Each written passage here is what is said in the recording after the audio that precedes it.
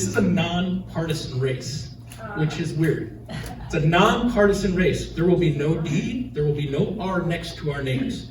So that's why it's very, very important that we get our names out there and get our names out there to you and make sure you get our names out there to 10 people that you know and 10 people like that. The other thing that's interesting about this race too is if you run for Congress, I think there's a $6,600 or $6,600 limit that you can give. In a judicial race for a county superior court, there's no limit. There's no limit of the amount of money you can give me, which sounds also strange, running for a judge position. And I always say that because you never know, if someone out here might want to write me a check for $1 million. I would gladly take it, but it's an awkward position for us both to be in because we're not politicians. We're district attorneys, we're prosecutors, and asking for something back is weird for us to do. So I point that out, the money issue, it is a big deal. And if you can't give us money, that would be great. You can go to my website too. It's Brian Erickson, 4judge.com. So any little bit obviously helps, and it's important to do that. I've been out running for this race since April, which is unheard of. The seats, like as Valerie was saying, the seats opened up in November. And that's when we found out what judges, they get a window to tell the governor, I'm not gonna run, and that seat goes open. Now, most Republican judges, for obvious reasons, will wait for that window if they're gonna retire because they do not want the governor to appoint their seat. There's only 4 seats that opened up. There's 150 judges in San Diego County. Every 2 years, a third of them rerun for election. 4 seats opened up. Out of those 4 seats, 6 people decided to run. Two people that are going to be judges did not draw candidates.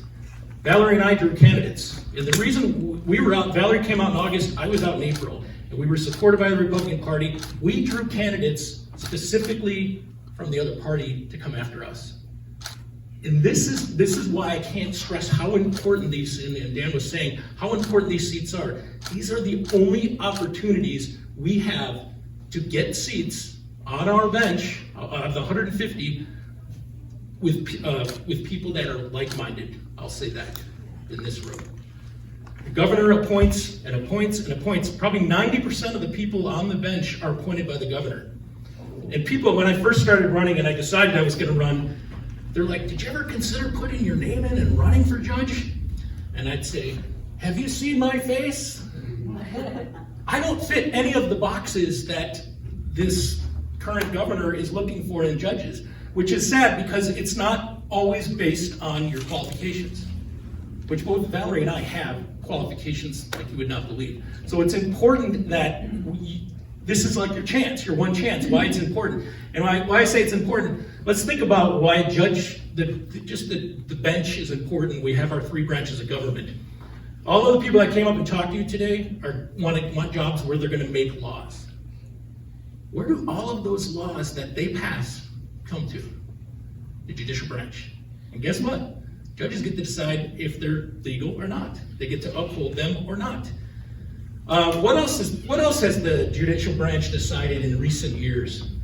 You want to be on the ballot? Nope, you're not going to be on the ballot. Some Secretary of State says, we're going to take you off the ballot.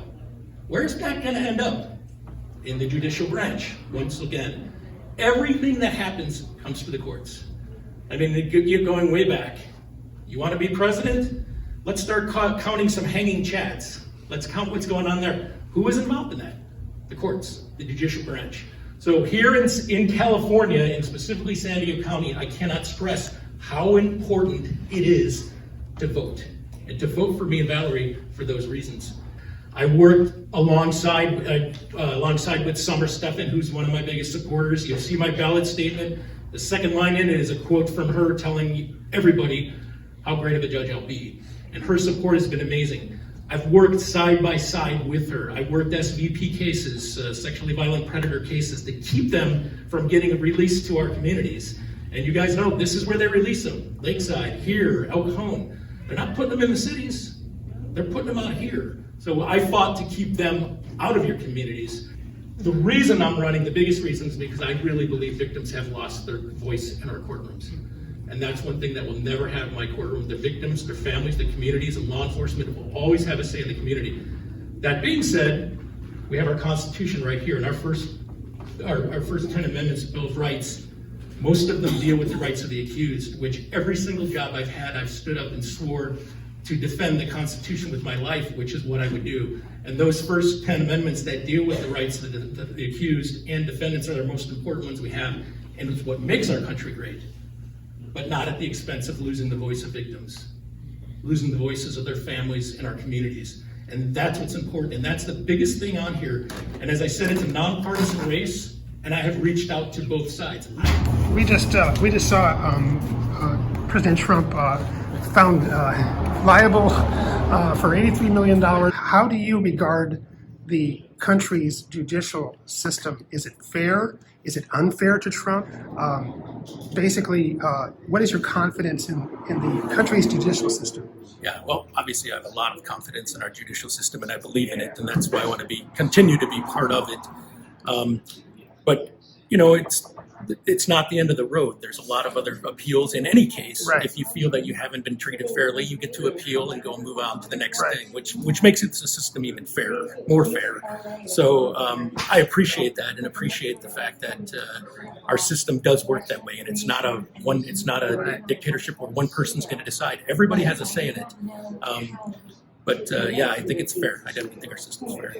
What do you think of Trump's, routine suggestion that he's the victim of a witch hunt, that the judiciary is Democrat run, and he's the victim of a witch hunt, etc.? What is your I can't necessarily comment completely on that, but I've seen a lot of people in his situation, seem to claim that and want to claim that. But our system is open, for both sides to file whatever they want, and it's not the end of the road. Like I said, if he were elected president again, would you have any concerns about the weaponization of the DOJ, which is what some Democrats are accusing?